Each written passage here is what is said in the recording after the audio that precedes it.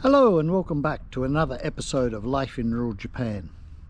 Today I thought we'd have a look at what it's like to drive in Japan.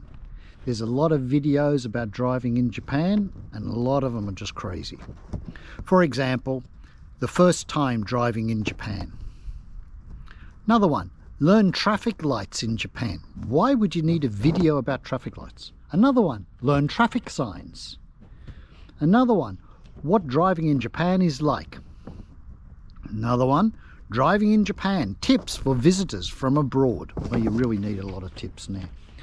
6, why are visitors afraid to drive in Japan? It's got me. Another one, what driving in Japan is really like. Well, to tell you the truth, it's not really that difficult. So we're going to have a bit of a talk about getting a driver's license, and we're going to go for a drive and see what it is actually like to drive in Japan. It's not difficult. You don't have to be a brain surgeon to drive in Japan. Righto, so the first thing you need to drive in Japan is a driver's license. So if you're just coming for a holiday, before you come you can get an international driver's license, which is fine, so you can drive around. I think they last for about 3 months. But if you're staying for any length of time, you need a actual Japanese driver's license. So there's a few steps you have to do to get a Japanese driver's license. If you come from Australia like I did, it's quite easy. If you come from America, because they drive on different side of the road, you have to go through and do a driving test and the questions and everything, and it's quite expensive and very time consuming and really not a lot of fun. But for me, it wasn't too difficult. So the first thing I had to do, I had to get my Australian driver's license translated into Japanese.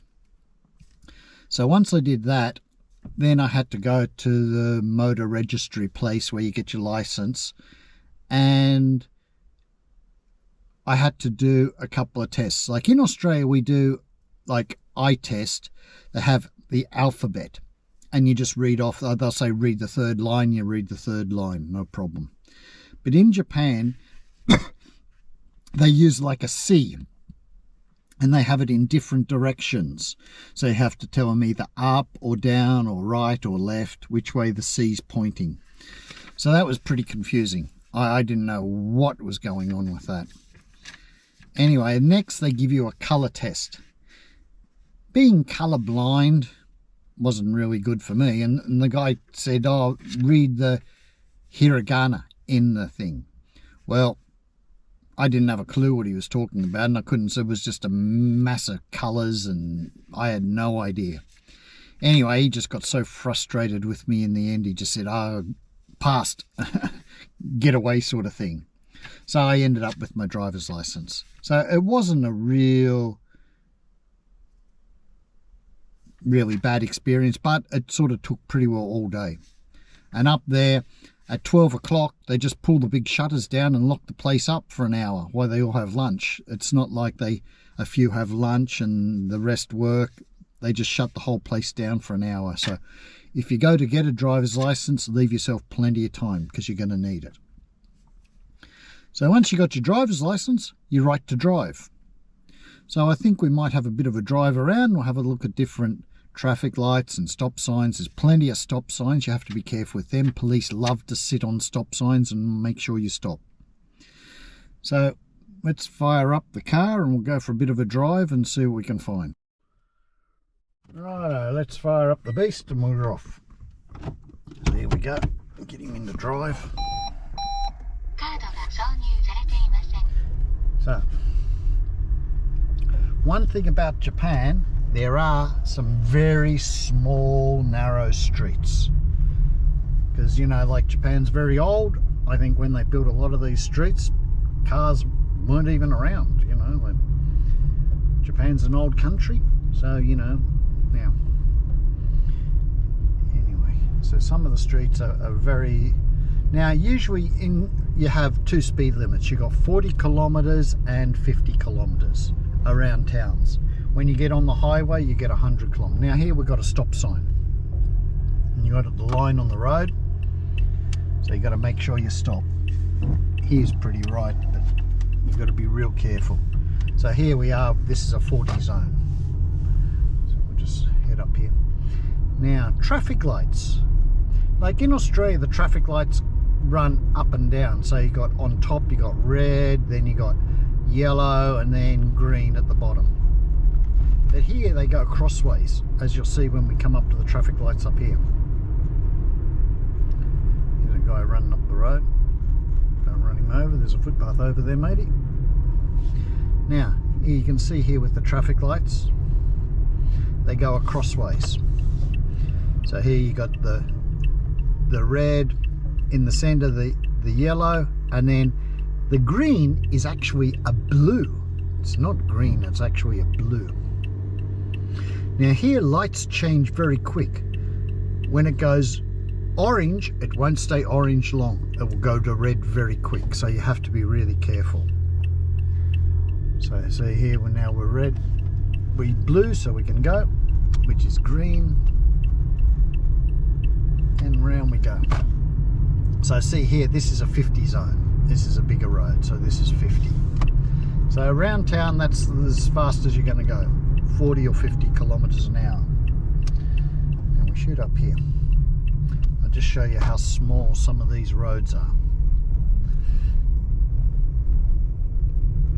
You know, so you get two cars, you can squeeze up here, no problem, you know. Well, it is a problem sometimes, but yeah, the roads are really small. Now here, we're going to turn down this road here. Now this road is as wide as the car.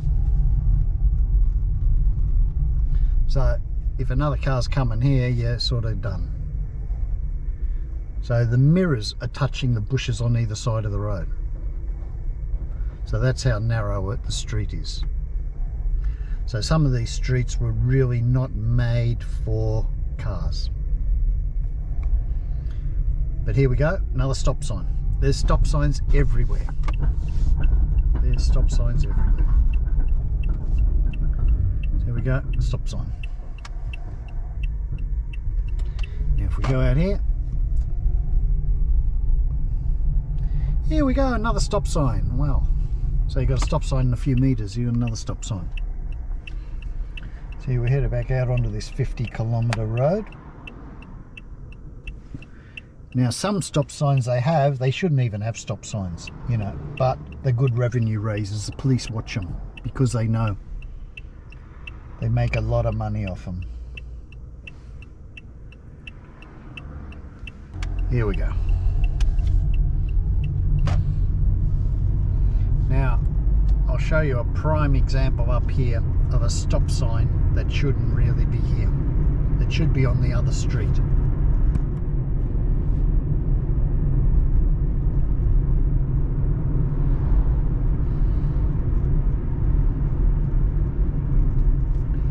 Now a good thing with these stop signs, if you watch the pedestrian crossing lights, they'll give you a good hint when now it's starting to flash green, so it'll go red and these lights will change real quick. So there it goes.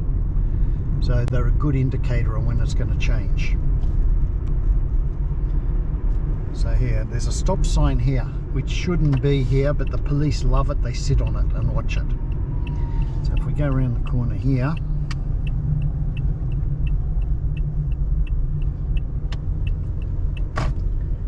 now here they have a stop sign. Now the police will hide up this street here. Here, we'll go up and have a look. They hide up this street here, they hide around the corner here. Now this is a dead-end street, so it gets no traffic. No traffic comes through here. It's only people who live here. So you got 1, 2, 3, about 4 houses. There's only a new house here.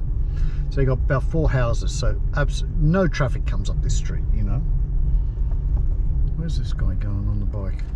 You have to be really careful with bicycles. If you run into one of them, you're in the wrong. It doesn't matter what these damn bicycles do, you're still in the wrong because you're in a car. So you've got to be really careful with bicycles, pedestrians. If you hit one, you're in the wrong. It doesn't matter. There's no excuse. So here we go, a new house there. So this is a no through road, so by rights they should have the stop sign on this street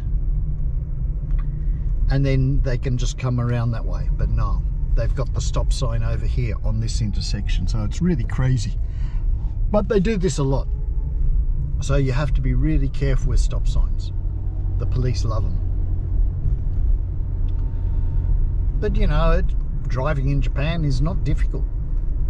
When you go into big cities, if you go into Tokyo or Nagoya or Osaka, yeah, they get busy. There's a lot of traffic and it can get pretty hectic, but you know, it's not that difficult, you know. And also, another thing, just be patient, be courteous. If someone's coming out of a side street, just let them in. It doesn't hurt you, you know, it takes a couple of seconds. You know, when lanes merge, just let people merge in. Everyone does it. And when someone usually lets you in, you usually just give them a few flashes on your four-way flashes. It's just sort of polite. It's like, thank you. So yeah, driving in Japan is not difficult. You just have to be careful, courteous, and it's pretty okay. You know, I've been driving here for a long time and I've really had no problem with driving in Japan. So that's the main thing. Just take your time. Be careful of stop signs. Make sure you stop at stop signs. Traffic lights, try to watch out and find out when they're going to change. If you watch the walk signals, you can pick up when they're going to change, so you're ready to stop, because they don't stay orange very long. They'll change back to red very quickly. But yeah, there's stop signs everywhere. See, like this intersection here, there's nothing around. You can see like plenty. And here they got stop signs on the other side. Do you need them there? I really don't think so. They must have got a deal on stop signs because they're damn everywhere. But that's pretty well it, driving in Japan. It's not a big deal. Main thing is, go get your license. If you've got an international license, you're fine. But they'll only last for 3 months. If you come from Australia and that, it's pretty easy. You have to just do your eye test and colour test and you can get your driver's license. It's not a big deal. And you're right. So yeah, driving in Japan's a breeze. I don't know why everyone makes it such a big deal, you know. And the signs aren't really difficult. These red triangle ones, they're your stop signs. You always got the lines on the road. Your traffic lights, instead of going up and down, they go from left to right. So you got your green, your orange and your red. And that's about it. So I hope you enjoyed it. But that's about it, driving in Japan. It's not a real... But the roads are pretty bad. Like over here, they're all cracked and that sort of thing. There's holes in them. The amount of money we pay for car tax and everything, it's a shocker, you know. Yeah.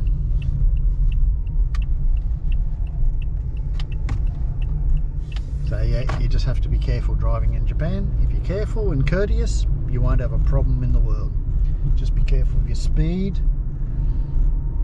But you don't see a real lot of police on the road.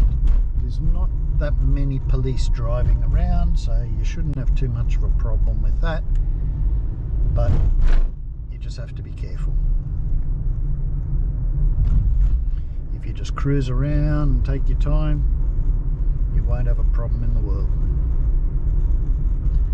Well, that's all for today. I hope you enjoyed this little episode about driving in Japan. It's not as big a deal as everyone makes out it to be, you know. They make it out it's like driving on Mars or something, you know, but no, it's easy. If you're driven in any other country, you'd be right here. Okay, till next time, that's all for now. See ya.